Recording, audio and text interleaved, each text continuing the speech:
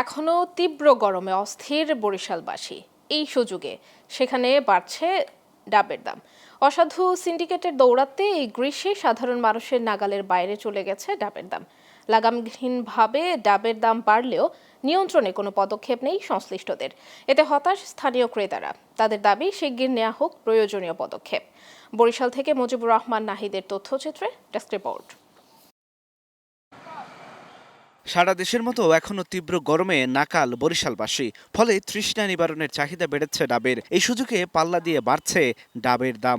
বর্তমানে একটি ডাবের জন্য ক্রেতাকে গুনতে হচ্ছে সর্বনিম্ন ১০০ থেকে ১৫০ টাকা। ফলে ডাব কিনতে সবচেয়ে বেশি হিমশিম খাচ্ছেন রোগী ও স্বজনরা। ক্রেতাদের অভিযোগ, ভোক্তা অধিকার সংরক্ষণ অধিদপ্তরের নজরদারির অভাবে দিন দিন বেড়েই চলেছে ডাবের দাম। ডাবের দাম অনেক বেশি। আমি ২-৩টা দোকানে দেখলাম, কোনো দোকানে ১২০ টাকা, কেউ ১৪০ টাকা যাচ্ছে।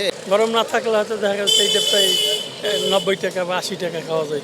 সিন্ডিকেটের মাধ্যমে কয়েকবার হাত বদল হওয়ায় বেশি দামে ডাব কিনতে হয় বলে দাবি খুচরা ব্যবসায়ীদের। আর বেশি দামে কেনায় বেশি দামেই বিক্রি করতে হচ্ছে বলে জানান তারা। ডাব কেনার পরে ২-৩ হাত বদল হয়, তারপর আমাদের কাছে ৭০ টাকা, ৮০ টাকা, ৮৫ টাকা ডাব বিক্রি করে। এর জন্য দামটা বৃদ্ধি বেশি হয়। আমি এখানে বসে ৮৫ টাকা ৯০ টাকা কিনি, ১০০ টাকা ১২০ টাকা বিক্রি করি। তা আমার ১০ টাকা ১৫ টাকা যদি না থাকে তাহলে আমার তো পোষায় না। ডাবের দাম বেশি থেকে কেউই খাইতে পারতেছে না। একটা ডাব ১০০ টাকা সবার পক্ষে খাওয়া সম্ভব না।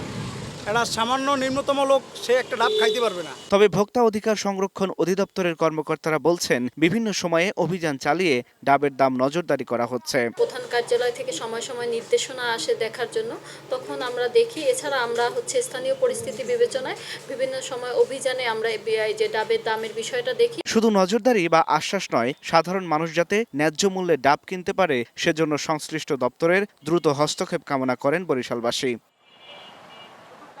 Global television news desk.